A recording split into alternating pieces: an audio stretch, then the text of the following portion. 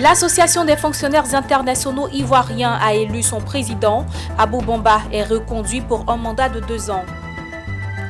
Également dans cette édition, nous reviendrons sur les événements qui ont marqué l'année 2020, dont le prix BJKD, remporté par Naïma Dols.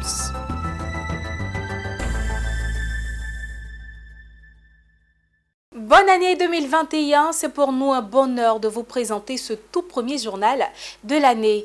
L'Association des fonctionnaires internationaux ivoiriens était en assemblée générale élective. Une rencontre au cours de laquelle l'AF2I a porté le choix sur le président sortant. Un nouveau mandat de 2 ans a été accordé à Abou Bamba, nous disent nos reporters Emmanuel Bonzo et Marie Seri. Ok, nous avons maintenant une question de... C'est à l'unanimité des membres dans la salle et en ligne qu'Abou Bamba, président sortant, est reconduit à la tête de l'AF2I. Un plébiscite qui lui ouvre la voie à un second mandat de 2 ans aux commandes de l'Association des fonctionnaires internationaux ivoiriens. Avant sa réélection, le président sortant a dressé le bilan moral et financier de sa mandature écoulée. Un bilan jugé satisfaisant par l'ensemble des membres, ce qui a pesé positivement dans sa reconduction au sommet de l'association. Un exercice précédent qui s'est toutefois heurté à quelques difficultés liées à la mobilisation des membres, des ressources financières et pour rencontrer les autorités. Malheureusement, l'AF2I, lors des exercices précédents, s'est heurté à quelques difficultés, notamment l'impossibilité de rencontrer les premiers responsables de notre ministère de tutelle. Nous avons aussi quelques souvenirs en tête, le limogeage de notre compatriote Albéric Kakou et le non-remplacement à son poste de vice-président par un autre Ivoirien, alors que c'est ce qui avait été proposé. Pour la mandature prochaine, le nouveau président s'est engagé à poursuivre sur la même lancée, celle de bâtir une association forte de promotion des hauts cadres internationaux ivoiriens de la fonction publique. Une mission qu'il compte exercer avec engagement, en accord avec le gouvernement à qui il fait des propositions pour une représentation massive des nationaux aux hautes fonctions publiques internationales. Force est de constater que la Côte d'Ivoire ne prend pas toute sa place au sein de cette fonction publique internationale.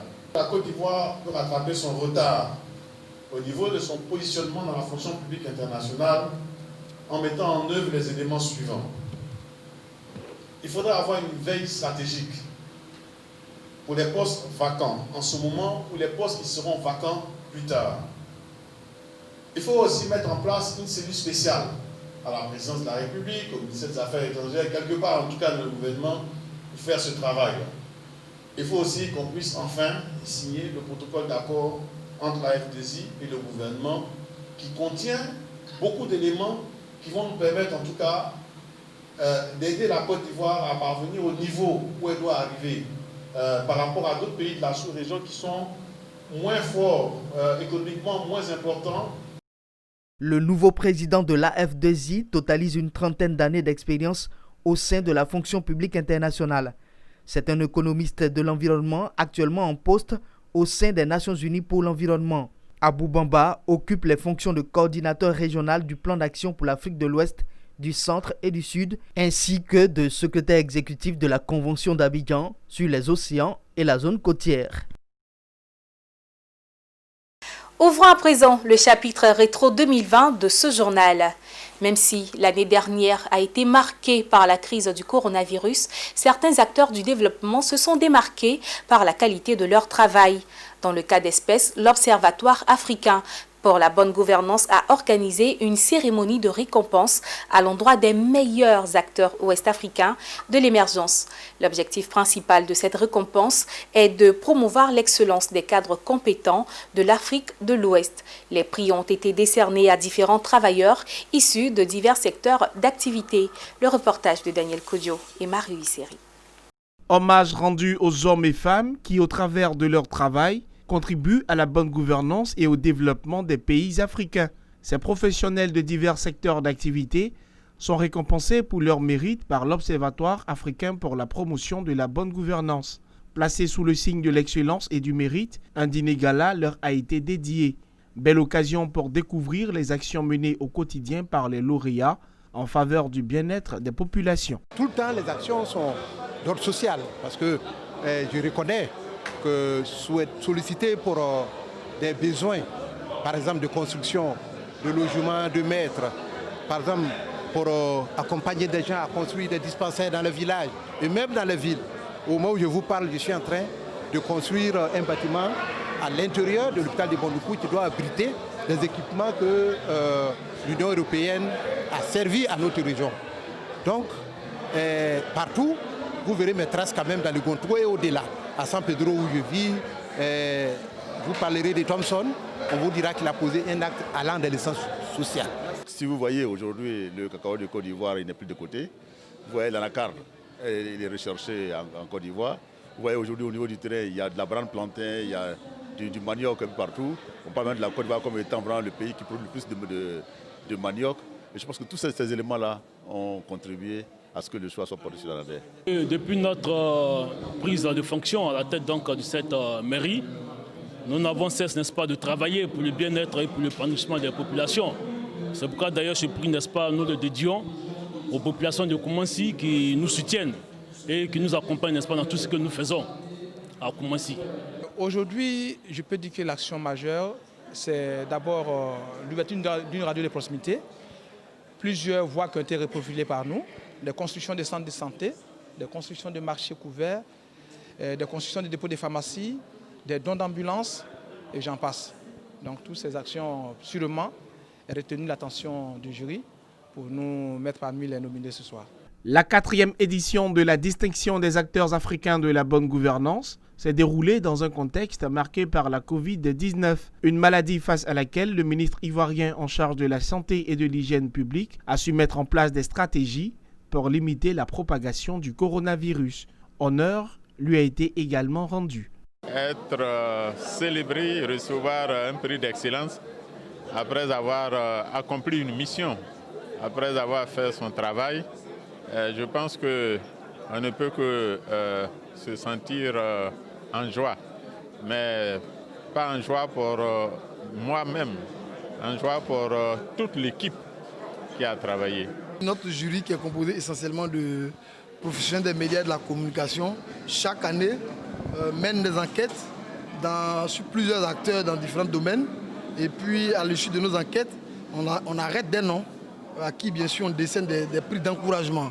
Alors c'est ce qui fut fait pendant cette soirée-là, où on a décerné toute une panoplie, bien sûr, toute une gamme de trophées aux acteurs de l'émergence. L'Observatoire africain pour la promotion de la bonne gouvernance entend poursuivre ses enquêtes pour dénicher des acteurs tapis dans l'ombre. La 5e édition des distinctions est prévue pour 2021 dans un pays ouest africain, autre que la Côte d'Ivoire.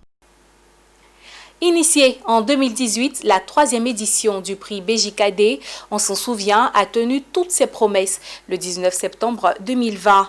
À l'issue de ce concours organisé par la Fondation Bénédicte Janine Kakou Diagou, la structure Naïma Dols est sortie vainqueur, empochant la somme de 15 millions de francs CFA. On revit le reportage de Pierre Tebeu et Ismaël Doza. Samedi 19 septembre 2020 à Abidjan, c'est la finale de la 3e édition du concours Bénédicte Janine Kakou Diagou de la Fondation BJKD. 10 jeunes sur scène ont défendu les uns après les autres leur projet devant un jury composé essentiellement de patrons d'entreprises rompus à l'exercice de la finance. Cette ultime étape a mis fin à un long processus qui a permis d'enregistrer au départ 804 projets de jeunes sur la base de critères très stricts. Nous avons procédé à un examen approfondi des dossiers afin de nous faire une bonne opinion de chaque candidature et de chaque finaliste. Distingués invités, mesdames et messieurs, permettez-moi de saluer la convergence de vues des membres du jury. 5 catégories étaient mises en compétition. À l'issue des délibérations, le projet Naïma Dols, porté par Sarah Koulibaly, est reparti avec le premier grand prix d'une valeur de 15 millions de francs CFA. Permettre aux enfants de grandir avec des personnages qui leur ressemblent. Ovation nourrie, ovation nourrie. Pour ces 15 millions de... Je suis heureuse, je suis très émue et qu'on a pu réaliser aujourd'hui et d'avoir un accomplissement aujourd'hui. On va directement le réinjecter dans l'entreprise pour pouvoir impacter nos chiffres d'affaires assez rapidement et aussi acheter de l'équipement parce qu'on en a besoin. Le second prix, celui de l'innovation d'une valeur de 10 millions de francs CFA, est revenu à Principauté James Adjovi pour son concept sur les biopesticides. Le prix de l'entrepreneuriat féminin à hauteur de 5 millions de francs CFA est tombé aux mains de Ecoplast Innov avec le projet de collecte et recyclage de pneus usagés. Le prix performance de 3 millions de francs CFA à Cissé Mabré, fondatrice de Marc Abeille, et le prix meilleur projet de 2 millions de francs CFA à AgriBanana. Une récompense qui sanctionne un travail bien fait. Je suis content, je suis heureux et je rends grâce à Dieu. Et je partage ce prix avec toute mon équipe. Il nous manque maintenant 8 500 000 pour compléter, pour acquérir notre ligne semi-automatique de production. Et nous allons maintenant beaucoup plus travailler pour pouvoir atteindre nos objectifs. Bénédicte Janine Kakoudiagou entend poursuivre le soutien aux jeunes entrepreneurs à travers sa fondation. Moi, c'est l'espoir d'une jeunesse. C'est l'espoir d'une jeunesse qui retrouve les valeurs, des valeurs d'entrepreneuriat, des valeurs fondamentales. Pour moi, l'Afrique de demain, c'est cette Afrique qui gagne. Ce n'est pas l'afro-pessimiste, c'est l'afro-optimiste. Et 80% de notre population a moins de 18 ans. Et si on peut transformer ne serait-ce que 50% de cette population en jeunes entrepreneurs, l'Afrique aura gagné. Pour la particularité de cette édition et pour saluer l'appui aux jeunes entrepreneurs africains, l'un des partenaires, le Programme des Nations Unies pour le développement PNUD, annonce retenir 100 projets poursuivis. Le prix BJKD s'étend dans la sous-région Afrique de l'Ouest et la 4e édition est annoncée en 2021 à Dakar, au Sénégal.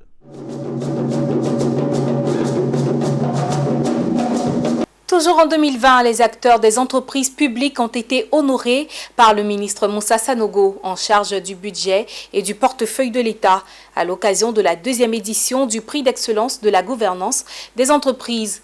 L'objectif étant de promouvoir la bonne gouvernance et la culture de la performance au sein des entreprises publiques. Zeynab Dosso et Tima Traoré. La Loterie nationale de Côte d'Ivoire, l'ONACI, au sommet des entreprises publiques.